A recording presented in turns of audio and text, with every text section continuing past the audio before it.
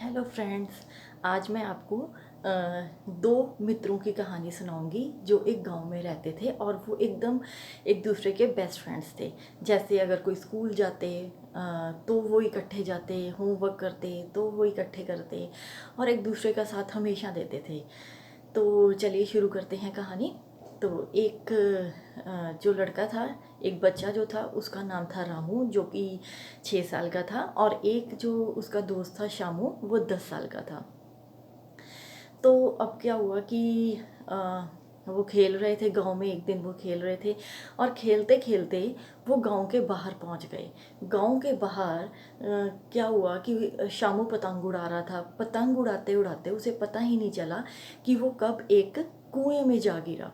अब जो शामू था, जो रामू था, उसका दोस्त जो छोटा था, अब वो डर गया कि अरे ये क्या हुआ, अब मैं अपने दोस्त शामू को कैसे बचाऊं। उसने इधर उधर देखा कि कोई है, आवाज़ें बहुत लगाई, पर उसे अपने आसपास कोई नहीं नज़र आया।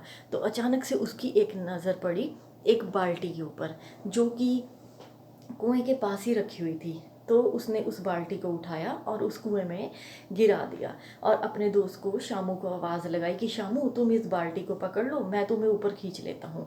अब शामू ने उस बाल्टी को पकड़ लिया और रामू ने उसे दम लगा के खींचता रहा, खींचता रहा, खींचता रहा, खींचता रहा, तब तक खींचता रहा जब तक शामू बाहर नहीं आ गया।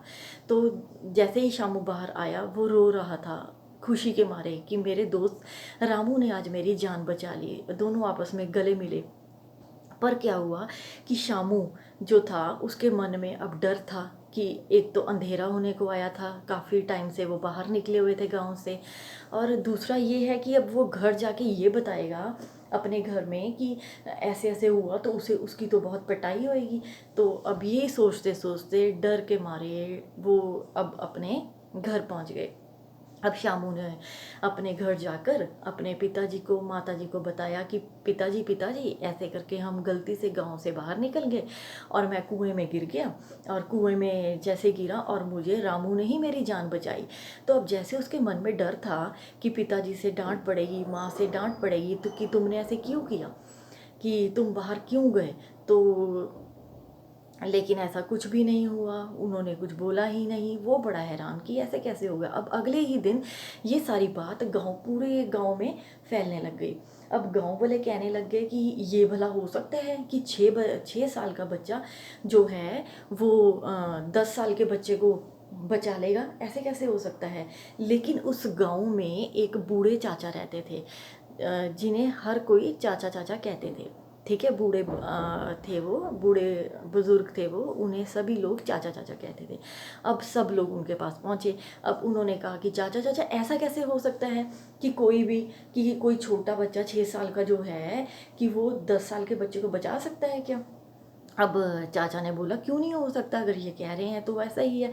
अब भाई बूढ़े बुजुर्ग की बात कौन टाले, तो सभी को मानना पड़ा कि ओ अच्छा अच्छा, रामू ने जो है वो शामू को बचाया। अब सोचने वाली बात ये है कि एक 6 साल का बच्चा 10 साल के बच्चे को कैसे बचा सकता है। सोचिए सोचिए, मैं बताती हूँ।